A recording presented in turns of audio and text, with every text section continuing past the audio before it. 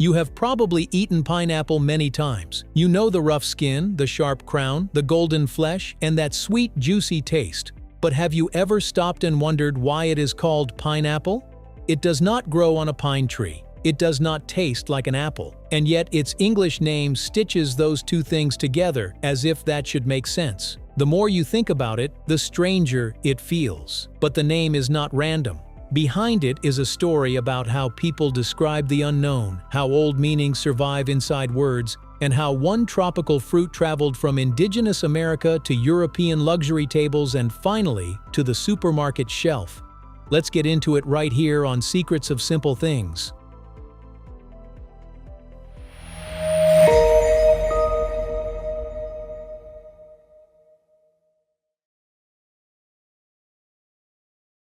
How it got its name. To understand the name, we have to go back to the 15th and 16th centuries, when European explorers were sailing into parts of the world they had never seen before. They were meeting new plants and foods faster than language could organize them. And when people meet something unfamiliar, they usually do not invent a perfect new word on the spot. They compare the strange thing to something they already know. When Europeans first encountered this fruit in South America, they saw an outer surface that reminded them of a pine cone. Then they tasted the flesh inside and recognized it as a sweet, edible fruit. So the name they formed was simple and practical to their 16th century minds. Pine for the shape and apple for the kind of fruit it seemed to be. And just like that, pineapple. To us, the combination sounds awkward. To them, it made sense. They were trying to make a new thing understandable, but the fruit had a name long before Europeans gave it one of their own. The name it had, before Europe. Long before it became pineapple in English, this fruit was already known to the indigenous peoples of South America. Among the Tupi-Guarani, in regions that are now part of Brazil and Paraguay, it was called nana or ananas, a name often linked to meanings like excellent fruit or fragrance.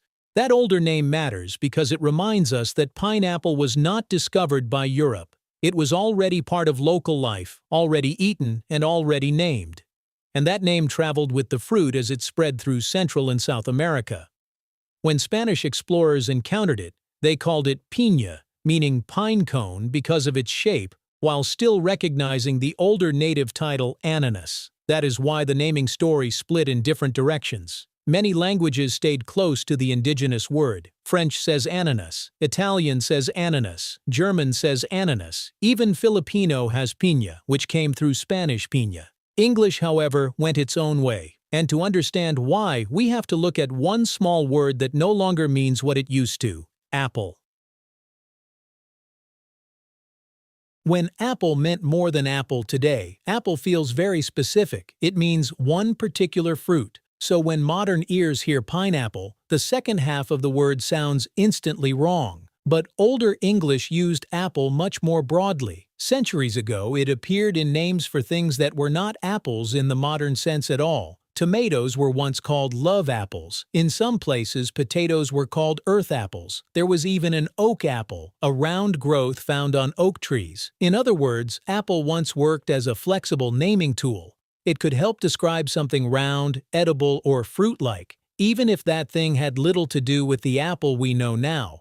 Once you put pineapple back into that historical setting, the word stops sounding irrational. It starts sounding like a normal English habit.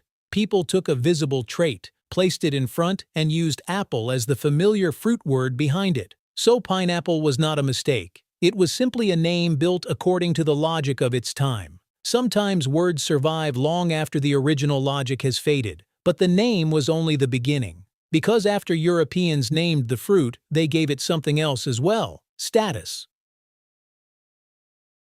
How pineapple became a status symbol. In 17th and 18th century Europe, pineapple was rare, costly, and exotic. Because it was a tropical plant, growing it in cold climates required heated greenhouses, careful labor, and money. That made pineapple a luxury. Soon it became valuable not only for its taste, but for what its presence suggested. If you had a pineapple, you were showing wealth, global reach, and refinement.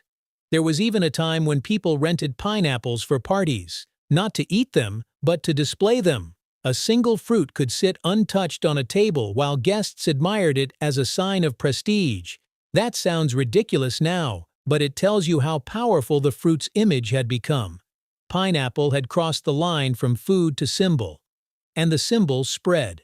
Pineapple shapes appeared in architecture, furniture, gateposts, carvings, and decorative objects. In colonial America especially, the fruit became tied to welcome and hospitality. To place a pineapple image near a doorway was to signal warmth and generosity. It began as a strange tropical plant, then became a luxury object, and eventually turned into a visual shorthand for status and welcome. But even after all that, the word itself still carried one more surprise. Before it meant the fruit, it meant pine cone. Before the word pineapple referred to the tropical fruit, it was used in English for what we now call a pine cone. In the 14th and 15th centuries, if someone said pineapple, people would not have imagined a fruit bowl. They would have pictured the cone of a pine tree. That matters because it shows the word did not begin as a random invention. It already existed. English speakers later reused it for the tropical fruit because the outer shape reminded them of the object they were already calling a pineapple. So the name is even more historical than it first appears. It was not created from nothing, it was reassigned. That makes pineapple feel almost like a fossil inside language. The older meaning never fully disappeared, it was simply covered by a newer one. Once you see that, the name stops sounding careless. It starts sounding like history preserved in plain sight. Still, naming is not the only place where pineapple confuses people. There is another misunderstanding that is much more basic. The thing many people get wrong about pineapple. Because pineapple is so familiar as a supermarket fruit, many people never stop to picture the plant it comes from. And when they do, they often imagine something tree-like. But pineapple does not grow on a tree. It grows low to the ground from the center of a short, leafy plant. The leaves spread outward, and the fruit rises from the middle. What looks dramatic on a grocery shelf comes from a plant much lower and tougher than many people imagine. Even the fruit itself is more complex than it seems. A pineapple is not a simple single fruit. It is a multiple fruit formed from many small parts fused together. That is why its surface has that segmented pattern. The more closely you look, the less ordinary it becomes. And that brings us back to the present. Because for all its history and symbolism, pineapple is now just a fruit most people meet in a store. Which leads to one final question. How do you choose a good one? The 5-second rule for picking a good pineapple.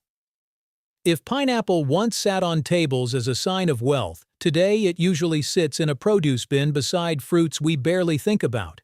And yet, choosing a good one still feels uncertain.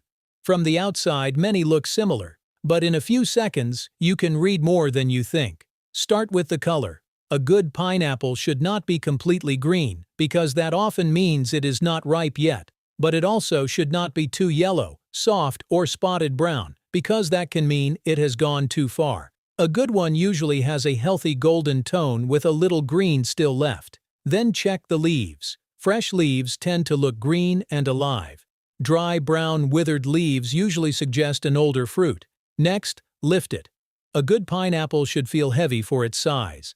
That weight often means it is still holding plenty of juice. Then smell it, especially near the base.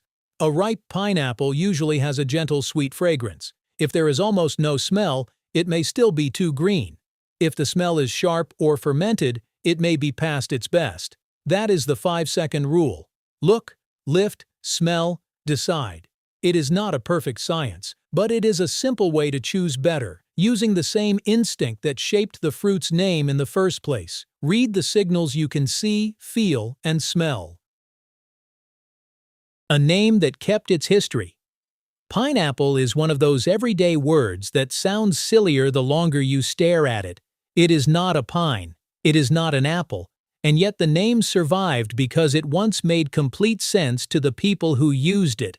That is what makes the story satisfying. It takes something that seems illogical and reveals the older logic still hidden inside it. Before it was pineapple, it was ananas. Before it became a common grocery fruit, it was a luxury. Before the English word pointed to this tropical fruit, it pointed to a pine cone. And even now, many people still picture the plant incorrectly or choose one without really knowing what they are looking for. So the next time you cut into a pineapple, you are not just slicing a sweet fruit, you are touching a small piece of linguistic history, cultural exchange, and everyday human habit. The strangest details in ordinary life are often not mistakes at all. They are history that never fully disappeared. If this changed the way you see pineapple, tell me what surprised you most. The name, the status history, or the fact that it does not grow on a tree. And if you enjoy uncovering the quiet stories hidden inside familiar things, subscribe and stay with us for the next small secret.